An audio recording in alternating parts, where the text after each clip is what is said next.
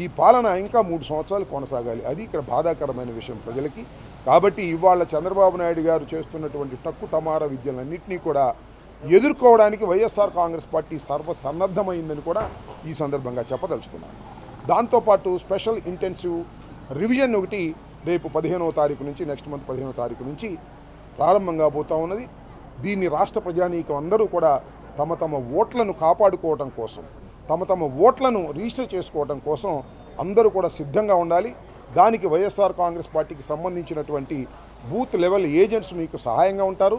మేము వస్తాం, మీ దగ్గరికి వస్తాం. ఏ విధంగా ప్రొసీజర్ చేయాలో కూడా ఆ విధంగా ప్రొసీజర్ చేసి ప్రతి ఒక్క ఓటరు కూడా రిజిస్టర్ అయ్యే విధంగా. ఒకటి మాత్రం చాలా గట్టిగా గుర్తుపెట్టుకోండి, ఈ రాష్ట్రంలో ఏ ఒక్క ఓటు కూడా అర్హత కలిగిన ఓటు పోకూడదు. అది ఎవరిదైనా కానీ, అది వైఎస్ఆర్ కాంగ్రెస్ పార్టీది కావచ్చు, మరొక పార్టీది కావచ్చు, మరొక పార్టీది కావచ్చు.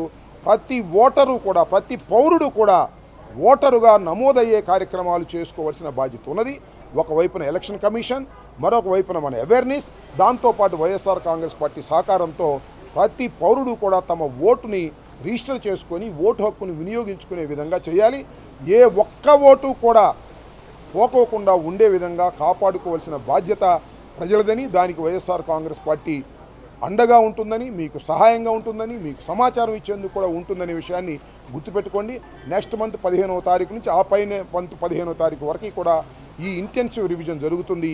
ఈ రివిజన్లో అందరూ చురుగ్గా పాల్గొని తమ ఓటుని సద్వినియోగం చేసుకునే విధంగా, చేర్చే విధంగా అందరూ కూడా అవేర్నెస్తో ఉండాలని హృదయపూర్వకంగా కోరుకుంటున్నాను.